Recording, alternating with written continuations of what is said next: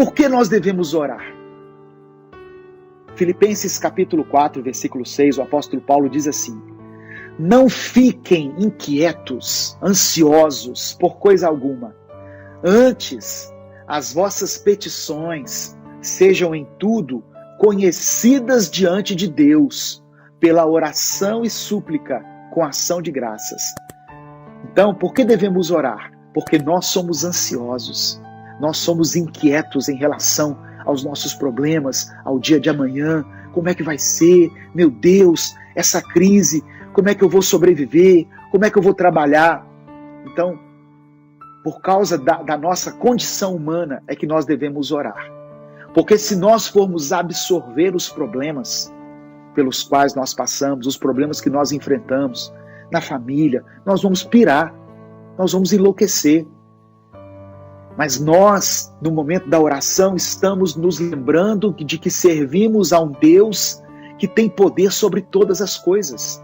Então, se existe uma situação que está me tirando a paz, que está me tirando o sono, eu devo apresentá-la diante de Deus. É isso. Deus já sabe tudo o que nós precisamos e o que é melhor para nós.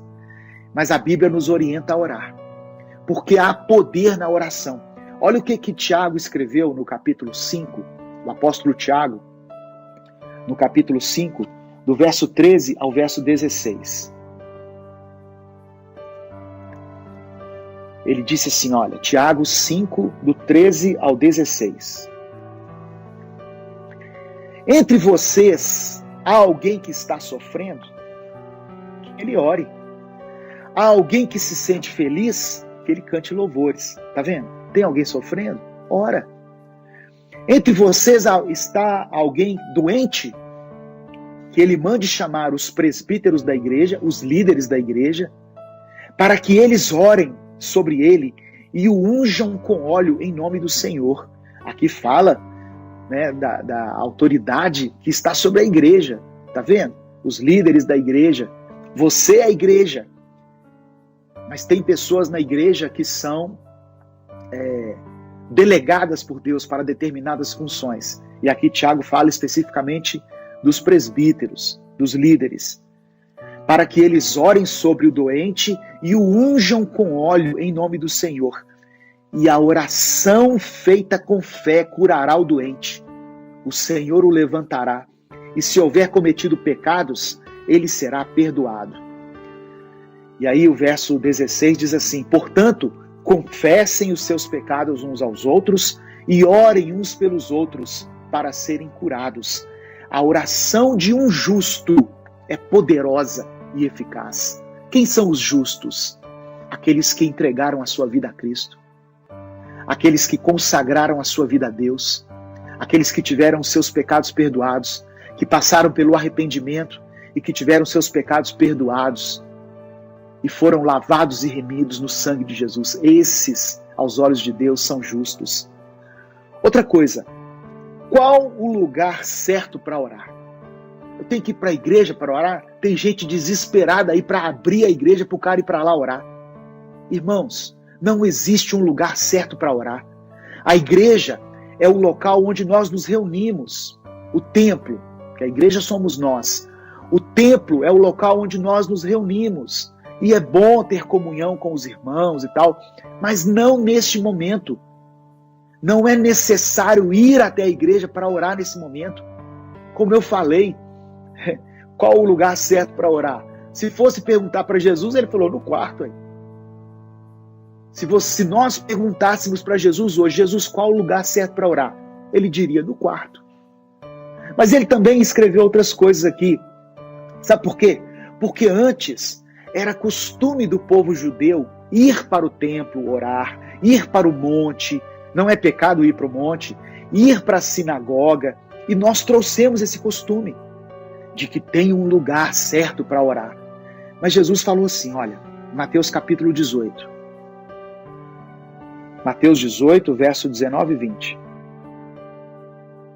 Ele fala assim, olha, também lhes digo que se 2 de vocês concordarem na terra em qualquer assunto sobre o qual pedirem, isso lhes será feito por meu Pai que está nos céus. Pois onde se reunirem 2 ou 3 em meu nome, ali eu estou no meio deles. Ele fala onde, não fala em que lugar não.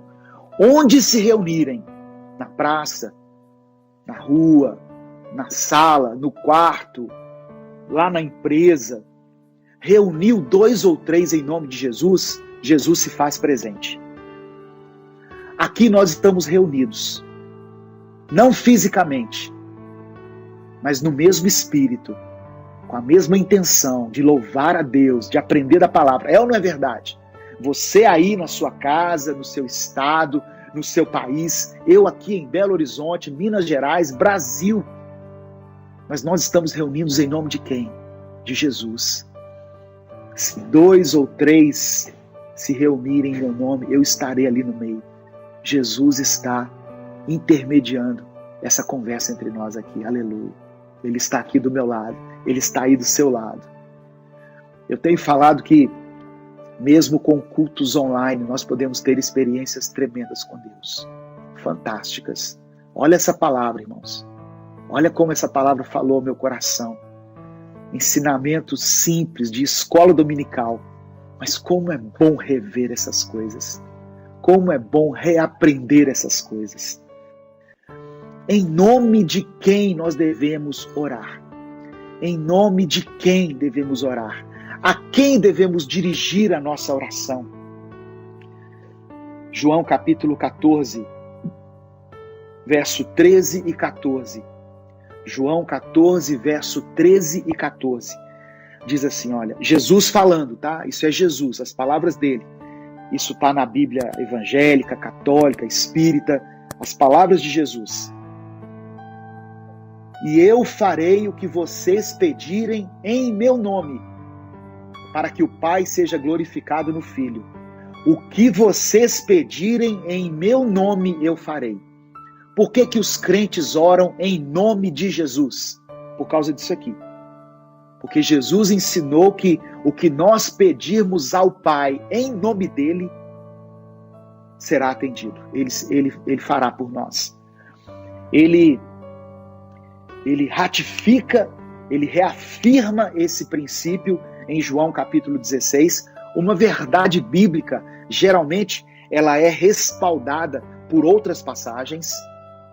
Em João capítulo 16 diz assim, verso 24, Jesus falando também, até agora vocês não pediram nada em meu nome, peçam e receberão, para que a alegria de vocês seja completa.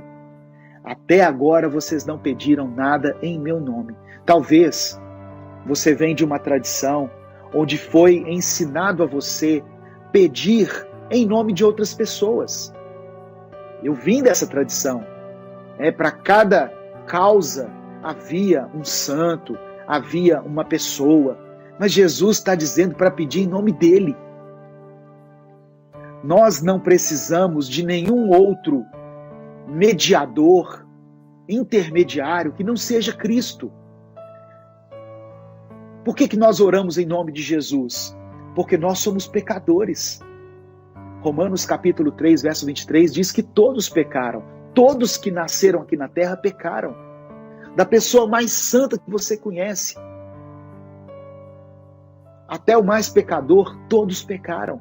Então não há ninguém, não há nenhum nome pelo qual nós possamos chegar até Deus, apresentar as nossas petições a Deus, muito menos o nosso. Eu não posso orar a Deus dizendo assim, Deus, o senhor me conhece, né? Eu sou o cara do minuto com Deus, eu sou o pastor Edivaldo. Olha o tanto de coisa boa que eu faço, Jesus.